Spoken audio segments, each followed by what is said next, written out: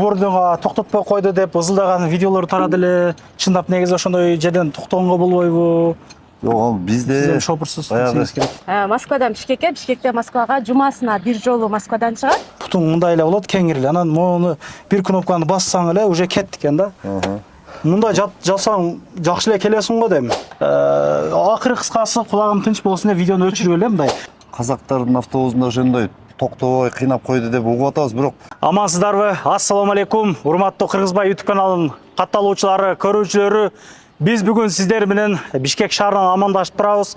Мына Москвадан Бишкекке деп мына июнь-июль айлары ошол жарнама тартканбыз. Андан кийин ошол көп узабай эле видеону удалить эткенбиз. Аябай көп интрига видеолор келген, чалуулар, сөгүүлөр, жаман комментариялар болду эле. Ошону бир чоо жайын билип, тактап бир видео тарткан атайын ушундай автобустун чоң бир токтогон парковкасына келдик. Бизден алыстабай тургула туугандар, бүгүн баарын айтып беребиз сиздерге. Бизди Бактыгүл деген эжеке күтүп алды. Амансызбы эжеке, кандайсыз?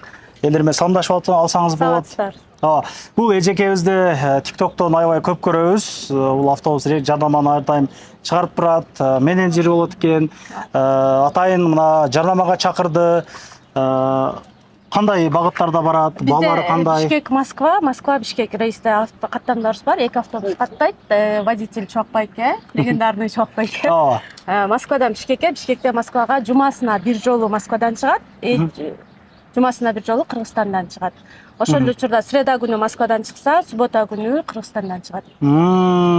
Москвадан бери канча сомго келсе болот? Москвадан бери негизинен жол кире Москвадан Кыргызстанга чейин 7000 рубльга. 7000 рубль. Бишкектен Москвага чейин барам дегенде. Бишкектен Москвага чейин 5000-5500 менен жетет. 5000-5500 менен. Андай же мына башында эле сүйлөшкөндөй видеого чейин сүйлөштүк. Кичине скидка кылып берик деп. Канча скидка кылып бересиз? Именно мына Кыргызбайдан көрдүм дегендергечи. Кыргызбайдан көрдүм дегендерге 5000-5500 жол кире болсо 5000ден, сенин подписчиктериңе 5000ден. Бишкектен Москвага 5500 болсо 5000 кылып бересиз. Москвадан Бишкекке келе турган болсо, анда негизи жол кире 7000 рубльдан, анда 6500 отурбуз. 6500 кылып берет. Бул арзандатуу канча күнгө чейин жана кылат же? Кайсыл убакта көрсө байланыша берсинби? Любой время байланыша берсе болот. Менин телефонум 24/7 иштеп турат. Мен бардык пассажирларга негизинен поэтапна бардыгын түшүндүрүп берем, чтобы жолдо документациясы кандай болот, документи жок пассажирлар көп да. Аларга документтери кандай болот экенин бардыгын түшүндүрүп айтам. Те, который документи жок пассажирлардын документтерин жасап берем. Чтобы жолго ал документтер базага болбойт, бирок жолго көргөзгөнү болот, жарайт. Жолго жарайт. Жакшы экен. Анан эжеке мына июндарда видео чыгарганда жалптар болду. Анан аны конкуренттер эле жана кылып койду да. Именно мен жарнама кылган жанагы талант акеден болгон жок да. Ал айтат, мына бир жакшына кеп табыт, мына укам ишенбесең мына дейт. Жанагы негатив жазгандар, башка кылгандар, акыры кыскасы кулагым тынч болсун деп видеону өчүрүп эле мындай. Кой, ушул автобус таппасам жок деп эле тынчып калдым да. Ошондо негизи эмне болду эле? Сиз билесиз. Негизинен андай случайда биздин автобустарда болгон эмес. Автобустар бир эле биздин Катерликиден же болбосо Братиславская метродон кетпейт. Ал жакта толто Люблинодон кетет, Кузьминкиден кетет. Дагы башка базалардан кеткен автобустар бар. Именно ызычуу болуп YouTubeга чыккан видео бизде автобус. Сиздерден эмес. Биз жарнама кылган жанагы автобустардан эмес дегенде. Анан бул жарнама кимдир бирөөнүн билетине самолетко акча жетпей аткан болсо, кыйналган адамдар болгон болсо, мисалы чөнтөк бап арзаныраак келем дегендерге гана турган. Анда антип зордоп бардыңарды чыгарып, барыңыздар автобуста келгиле, барыңыздар ушул автобуста кеткиле деген сөз жок. Кимдер калагандарга, издегендерге пайда болсун деп чыгарып атасыңар. Андыктан жаман комментарий жазбайсыздар деген үмүттөбүз. Канча күндө жетип барат? Автобус 2,5 суткада жетип атат. Эмне үчүн 2,5 суткада? Анткени Чокбайкенин өзүнүн сменщик баласы бар. Экөө автобус токтоп калбайт да. Экөө бирөөсү уктаганда экинчиси айдайт. Автобус токтоп калбайт. Но самое главное, уктап жолдо эс алып, элдердин убактысын алышпайт, автобус жүрүп кете берет. Тамактануучу жайларга токтойт, санчастарга токтоп турат. Это самое главное, тамактануучу жайларга токтойт. Жайында болсо аябай эле сонун эле келишти. Пассажирлар Чокбайкеден эч кандай эмне жок, жалп жок, көлгө түшүрүп, ырдатып, даже толтура эле видеолор келет. Ар бир Москвадан бери кайткан же Москвага бараткан мекендештерге канча багаж болуш керек? Бир чектөө барбы дегенде да, бир 20 килограммдан ашык алмай жок дегенде. Жок, бир пассажирга бир сумка положено, экинчи сумкасына көлөмүнө жараша 300 рубльдан жогору тыйын төлөйт. балким аябай эле чоң болуп калса 1000 рубль болушу, 1,5 болушу мүмкүн ушундай. Кошумча тыйынтылык негизинен бир пассажирга бир эле сумка положено. Чоң кичине бирок айырмасы жок. 50 адамдын жүктөрү батабы негизи КамАЗга? Ооба, кенен батат. Чоң экен айчы. Болмон экен. Аябай жакшы экен. Мына ушинтип автобустар даяр турат туугандар. Ушинтип чыгып эле автобустун ичинде бир 54 орундугу бар экен. Кенен отуруп кете берет экенсиздер туугандар. Бул жактарга коюучу нерселерди коюп, эң кызыгы ар бир жерде кондиционерлери бар экен, шамал айдап турганы мындай жерлери бар экен, кыскасы баардык удобстволор бар экен. Машина өчүп турат учурда, ошого жамбады. Негизи кондиционер иштейт дейт чубак аке. Ассаламу алейкум. Кандайсыз? Иштериңиз жакшыбы? Алхамдулилла, жакшы. Сиз көптөн бери Москва, Бишкек каттамында каттап жүрөсүз. Кандай элдердин комментарийси кандай болуп атат? Жакшы элеби? Шалттар жокпу? Жакшы, ассаламу алейкум кыргыз элим. Жакшы бардыгы. Быйыл канча жылдан бери Москва жак токтоп калды эле. Быйыл самолеттер абдан кымбат болгонго байланыштуу быйыл ишибиз жакшы болду деп эсептейбиз. Жайы менен элибизге кызмат кылдык. Кудай берсе дагы кылабыз. Бузулбай, тыгылбай, Кудайым аман эсен барып келгенибизге сүйүнүп жүрөбүз, элге кызмат кылып. Жакшы бир жалп түшөлөк жолдо ар бир 4 саат, 5 саат сайын тамакка токтотуп, ошо эл менен көп жылдан бери иштегенге байланыштуу ушул элден жаман сөз уккан жокпуз деп ойлойбуз. Эми анча арасында адамдар болот экен, баягы конкурент деген немелер силерге жана жаман немелер өчүргүзүп салды да, чала берди эле өчүрүп салдым. Сөздөрдү жазып кое барат экен. Ал казактын автобустарына түшүп калат экен. Ар жерде вокзалга келсе, өзбектин пассажирлери бар ар жерде. Баягы бир эки кызды Чимкентке чейин отургузуп бериптир да. Мен таможнядан көрсөм, Кыргызстандан автобус келеби дейт. Ооба десем, биз келсек өзбектер тозуп алды дагы тияка салып берет деп Чимкенттикин отургузуп бериптир.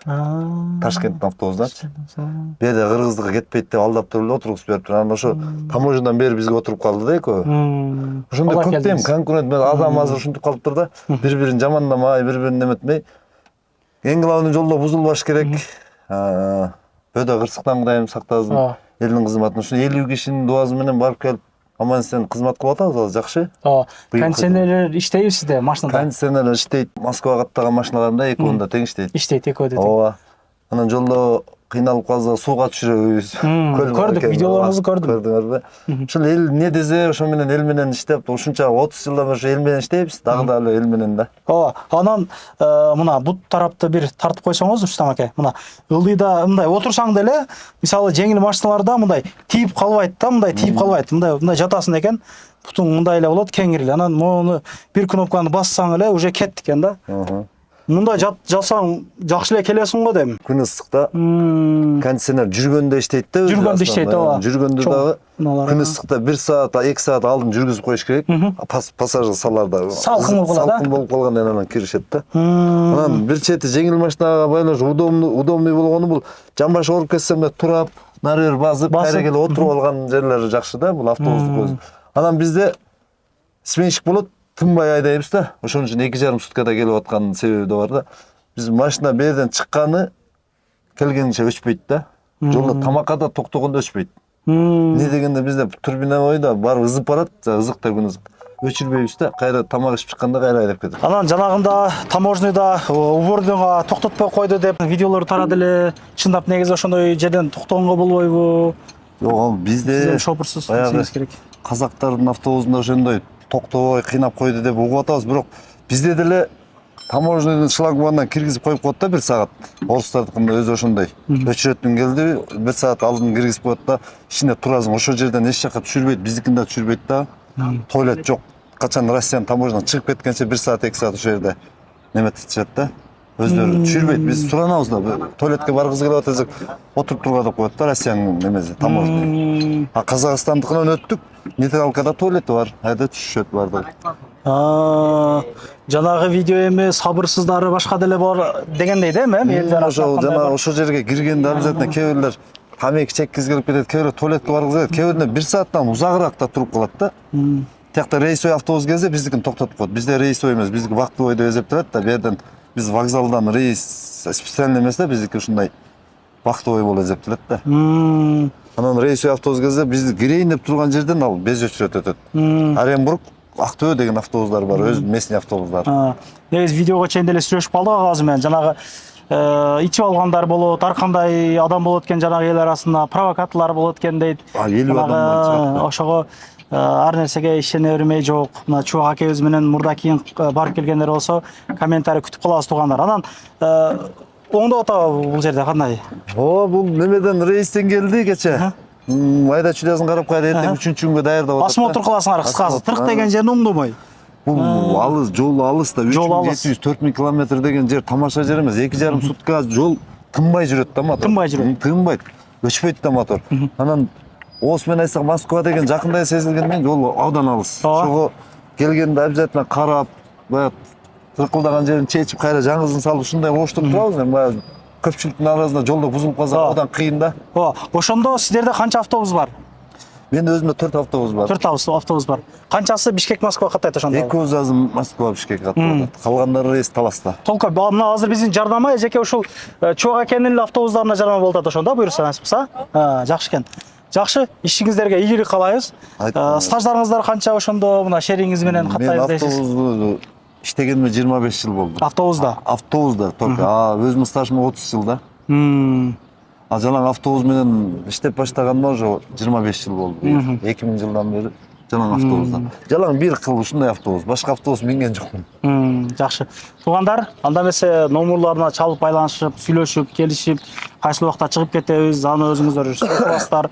Бул ошол видеонун башында айтылгандай эле зордомой жок, баарын ушул автобустар менен кеткиле, ушуну менен келгиле деген нерсе жок.